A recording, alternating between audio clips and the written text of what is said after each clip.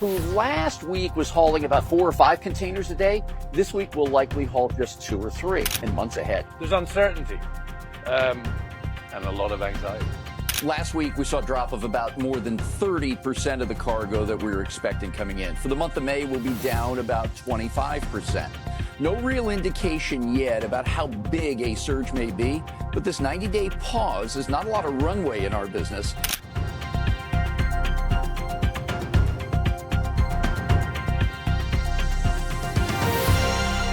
In the first week of May 2025, the number of container ships waiting outside the port of Los Angeles jumped from just 5 to 37, a nearly 7-fold increase in congestion in less than 10 days.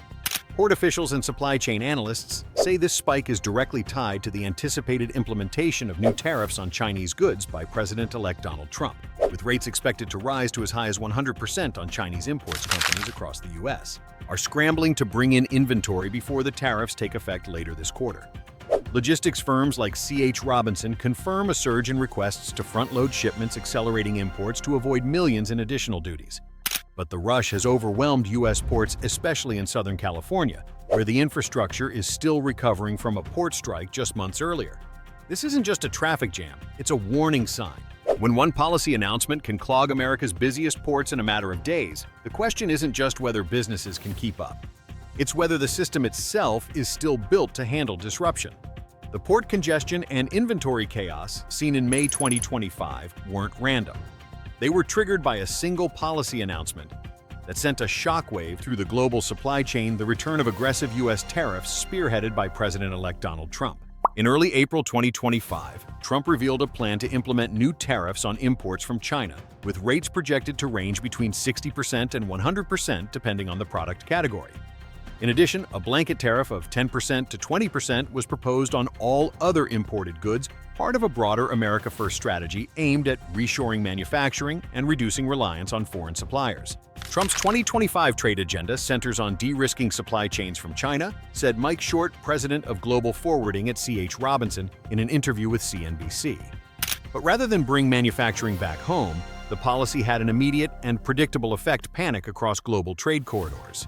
Importers rushed to get goods into the U.S. before the new tariffs took effect, igniting a surge in shipments that ports like Los Angeles and Long Beach were unprepared to handle. Compounding the pressure, Lunar New Year in Asia began unusually early in 2025, on January 29th, disrupting manufacturing cycles and delaying spring exports. That backlog was still being cleared when Trump's tariff announcement hit. Logistics experts from Honor Lane Shipping reported that production schedules in China and Vietnam were already off balance, and that front-loading in March and April placed further strain on both manufacturing and maritime capacity. Meanwhile, Everstream Analytics noted a shift in inventory behavior. Large companies with available capital began stockpiling, aggressively shifting from just-in-time to just-in-case strategies. This drove container volumes well above seasonal norms and turned a fragile recovery into full-blown congestion. The timeline was especially tight per ACH. Robinson alert to clients the earliest possible implementation of the new tariffs was estimated to be late February to early March 2025, though political sources warned it could slip into Q2. Regardless of exact timing, the industry reacted immediately. In less than 2 weeks, container ship congestion at West Coast ports increased more than 6-fold, with 37 ships anchored off Los Angeles by early May, up from just 5 in late April. This wasn't a gradual policy rollout. It was an economic shock driven by a single statement and amplified by a logistics system still recovering from labor strikes and post-COVID bottlenecks. In that context, the surge at the ports isn't a mystery. It's the logical result of political uncertainty colliding with just-in-time logistics, weak infrastructure, and global interdependence. By early May 2025, the ports of Los Angeles and Long Beach together responsible for handling over 40% of U.S. UIs. Containerized imports had become the epicenter of a growing supply chain crisis. According to Everstream Analytics, the number of container ships waiting offshore skyrocketed from just 5 in late April to 37 by the first week of May. This surge was driven by companies rushing to bring in goods before President-elect Donald Trump's proposed tariffs on Chinese imports ranging from 60% to 100% could take effect. The sudden influx of shipments overwhelmed port infrastructure. Terminal yards filled up rapidly, forcing containers to be stacked deep, which made retrieval slower and more chaotic. Gate times, the amount of time trucks spent waiting to pick up or drop off containers, increased dramatically, rising from an average of 45 minutes to more than 2.5 hours, according to data from FreightWaves. Trucking firms struggled to find enough chassis to move the containers, leading to further delays. Warehouses near the ports quickly hit capacity, pushing overflow cargo to storage sites further inland. This not only delayed last-mile delivery, but also increased costs for retailers trying to move goods to shelves quickly. According to port officials, some retailers had to divert containers to alternative ports such as Oakland or even Mexico just to keep inventory flowing. The congestion at West Coast ports also triggered a ripple effect across the country. Rail traffic out of Los Angeles slowed as intermodal terminals reached capacity. Freight rates on domestic trucking lanes, particularly from LA to Dallas and LA to Chicago, rose by 20% to 30% as trucks became harder to book and transit time stretched. Companies that rely on just-in-time logistics, such as car manufacturers and electronics retailers, began issuing warnings about potential product delays and limited stock availability. To make matters worse, other ports weren't in a position to help. East and Gulf Coast ports such as Savannah, Houston, and Charleston were still recovering from the three-day International Longshoremen's Association (ILA) strike that took place in October 2024. And with labor negotiations between the ILA and the U.S. Maritime Alliance breaking down again in April 2025, a broader strike loomed on the horizon, threatening to intensify the crisis even further. While front-loading freight ahead of tariffs might make sense from a business perspective, it has exposed a deeper problem: the fragility of U.S. port infrastructure. Years of investment have not solved the system's core weaknesses, chief among them a fragmented management structure and poor coordination between maritime, rail, and trucking systems. Unlike centralized hubs in Europe or Asia, where governments play a more active logistics role, U.S. ports rely heavily on decentralized private operators. As port congestion builds and shipping delays ripple across the supply chain, the consequences are beginning to reach deeper into the U.S. economy. From global brands to small businesses and everyday consumers, few are left untouched by the disruption, but some are far more exposed than others. Small and mid-sized businesses are arguably the most vulnerable. Unlike large multinational corporations, they lack the capital, warehousing space, or global sourcing flexibility to absorb delays and unexpected costs. Many are caught between rising shipping rates and looming tariffs with no clear options. Some have halted orders altogether, waiting to see how the tariff rollout unfolds. Others are gambling on fast freight options, paying steep premiums for air or expedited shipping in hopes of avoiding tax penalties later. Either choice brings risk. Meanwhile, retailers and manufacturers who depend on just-in-time inventory are being forced to rethink their entire logistics models.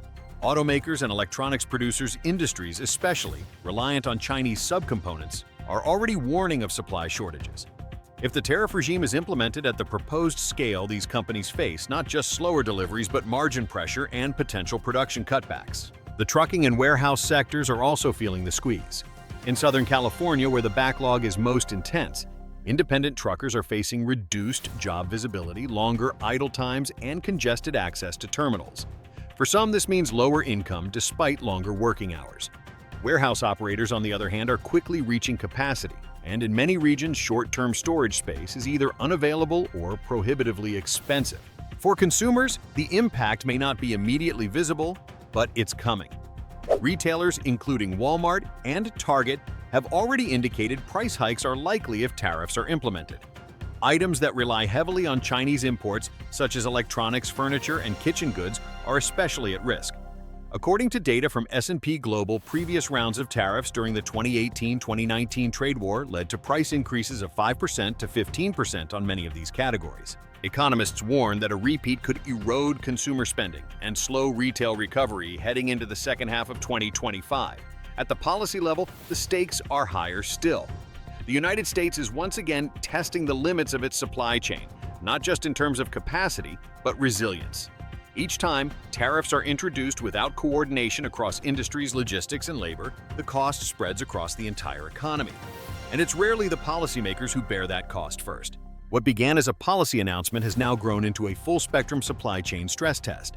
A sharp surge in shipping, rising freight costs, stalled terminals, and a looming wave of price increases all triggered before a single new tariff has even taken effect. The congestion at ports like Los Angeles is more than just a logistics story. It's a clear sign that the USD trade infrastructure, already stretched by labor disputes, just-in-time delivery models, and geopolitical uncertainty, is dangerously brittle. The pressure is flowing downstream to truckers, warehouse workers, small business owners, and eventually to consumers who may soon find everyday goods more expensive or harder to get. It's not the first time a policy has sent shockwaves through America's trade arteries. But with tariffs on the horizon, labor tensions unresolved, and inflation still lingering in key sectors, the question is no longer if the system will be disrupted, it's how often and how much the country is prepared to absorb. Who pays when the ports back up? Who adjusts when prices spike? And how many more times can we run this test before something breaks for good? In the end, supply chains are more than shipping routes and inventory spreadsheets. They are real people, real jobs, and real consequences. And when they falter, the impact is never just logistical. It's economic, it's political, it's personal. Fields go unplanted, not because farmers can't work, but because they no longer believe it's worth it. Young people are leaving. Some never came back after college. Others have watched their parents, once proud landowners, spiral into debt and disillusionment. They don't want to inherit uncertainty. They don't want to be the next generation caught between policy and politics. According to the USDA, between 2018 and 2024, Black-owned farms declined by over 8%. Indigenous farms dropped nearly 10%. Women-led farms saw their share of farm income cut in half. And the 2025 tariffs are accelerating that collapse. Even the largest cooperatives are beginning to show cracks. Dairy co-ops and California grain handlers in the Midwest and feedlots in Texas are issuing quiet warnings about consolidation or worse, closure. If that happens, the small farms will be the first to go. In many cases, they already have. But domestic demand can't replace global markets. The U.S. consumes only 60% of its soybean production, 50% of its dairy, 40% of some pork cuts. The rest must go abroad or go to waste. Farm groups, once politically cautious, are now speaking out. The National Farmers Union calls the 2025 trade strategy reckless. The American Soybean Association warns that even temporary tariffs can erase market share forever. And the American Farm Bureau states that 1 in 5 farm dollars now depends on exports, a lifeline that's rapidly fraying. But perhaps the most telling sign isn't in reports or statistics, it's in the silence. The hum of the grain dryer, the for sale sign rusting on the fence post, the son who doesn't come back after college. What was once the backbone of American agriculture is now questioning its place in the system it helped build. And all of this, the vanishing markets, the shuttered farms, the empty fields, wasn't caused by a storm or a drought. It was caused by policy. A trade war pitched as strength has become a quiet unraveling. And across the heartland, the question echoes louder with every acre left behind. Was this what winning was supposed to look like?